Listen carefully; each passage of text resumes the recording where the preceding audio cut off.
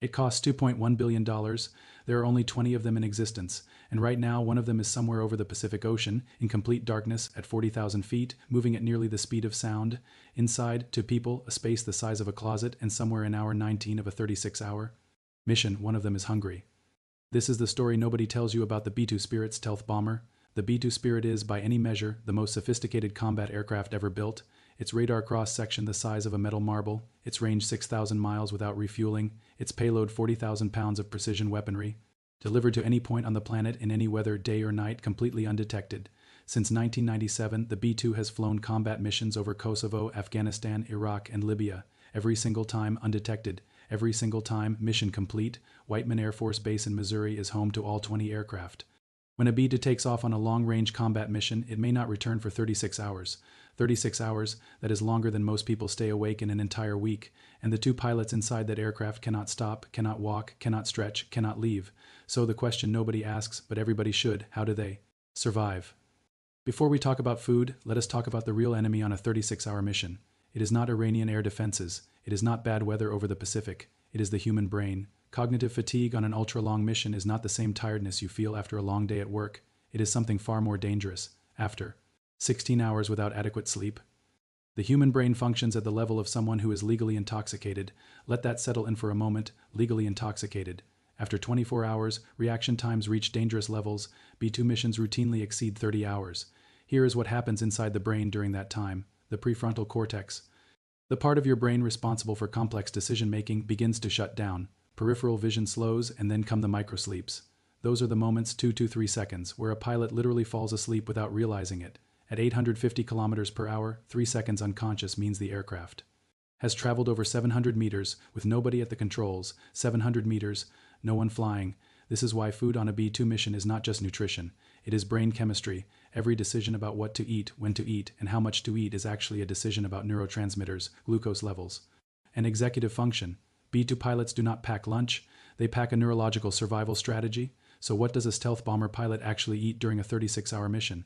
The answer will surprise you. There is no freeze-dried space food, no secret military supplements, no high-tech nutrition system. It is food you would recognize in any grocery store in America, but the selection follows very specific scientific principles. Principle 1, low glycemic index. Simple carbohydrates, white bread, sugary snacks cause rapid spikes in blood sugar, followed by crashes. You know that 2 o'clock slump after a heavy lunch. Now imagine that crash while you are coordinating an aerial refueling over the Pacific Ocean. B-2 pilots avoid completely. Whole grain bread, oats, foods with fiber, everything designed to release energy slowly over hours, not minutes.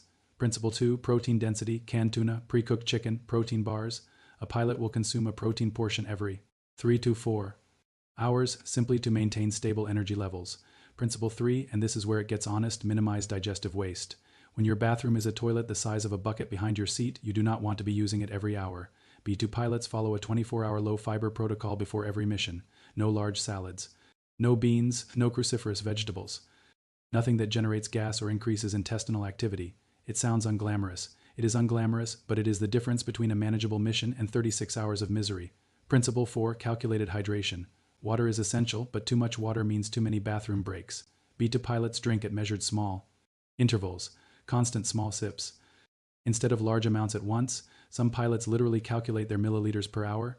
Principle 5, zero alcohol, obviously, but also zero caffeine for the first 12 hours. Caffeine is reserved strategically for the fatigue crisis periods, generally between hour 18 and hour 24, when the body is fighting hardest against sleep. One poorly timed cup of coffee can destroy your ability to rest at the exact moment you need it most. 1 cup, not 2, not 3, 1. Now let us talk about where all of this happens. If you have ever flown economy class on a long international flight, you know that feeling of being squeezed. The B-2 cockpit makes economy class feel like a luxury suite, 2 seats side by side, that is the entire width of the cabin. You cannot stand up straight, you cannot walk, you can crouch, you can crawl toward the area behind the seats, but walking is not an option. The ceiling is directly above your head when seated, behind the seats, approximately 1 square meter of space. That is where everything lives. A microwave the size of a toaster, a portable cooler the size of a 6-pack of beer, and the toilet. The toilet deserves its own explanation. It is not a bathroom. It is not a restroom. It is not even a quarter bath. It is literally a toilet with a curtain. Using it requires contorting yourself into the narrow space between the seats and the equipment, closing a thin curtain that provides virtually no acoustic privacy, and conducting your business while the aircraft is potentially experiencing turbulence with your crew mate less than 2 meters away. You can hear everything. They can hear everything. This is the reality that does not appear in Air Force recruitment videos. The microwave works, but only when the aircraft is in a specific power configuration. You cannot heat food during certain maneuvers or during aerial refueling. So pilots learn quickly. If you want hot oatmeal, heat it when you have the chance. Because that chance might not return for another 6 hours, let me walk you through what a 36-hour B-2 mission actually looks like from a human survival perspective. Hours 024, takeoff. Adrenaline is high, nobody is hungry, pilots are drinking water, possibly chewing gum. The focus is on clean departure from us, airspace, and establishing the initial route. The first real meal is delayed until the aircraft is in stable cruise. Hours 5 to 8. First meal, usually something substantial. A full sandwich, oatmeal heated, if the microwave is available. One pilot takes control while the other eats. Eating in a B-2 is not a social event. You chew, you swallow, you return to work. Hours 9 to 12. First aerial refueling. This is physically demanding. Flying in close formation with a tanker aircraft requires 20 to 30 minutes of total concentration. No food during this period. After refueling, protein bars, nuts, dried fruit. Hours 13 to 18. Routine. Small meals every 3 hours. Constant. Small sips of water. The first pilot takes a 15-minute nap. No bed. Reclined in the seat as far as possible. Cervical pillow. Eye mask. Earplugs. Sleeping for 15 minutes in an upright seat, traveling at 900 kilometers per hour. It is a learned skill. Hours 19 to 24. The wall. Every long-range pilot knows this. Period. Your circadian rhythm is screaming that it is time to sleep. The sun may be rising outside the aircraft, but your brain insists it is midnight. Fatigue becomes physical. Eyes burning, back aching. This is when the caffeine arrives. 1 cup precisely timed, enough to sharpen the edge without causing a crash. Later, hours 25 to 30, second and possibly third. Refueling. Communication between pilots becomes shorter, more functional. Nobody has the energy for conversation. Fatigue is deeply embedded. Now hours 31 to 36, the final push. If there is a weapons delivery phase, it usually happens here. The adrenaline of mission execution provides temporary focus. After weapons release, the long sail home begins. The last meal is light. Nobody wants a full stomach for landing. More water, and then finally the runway appears below.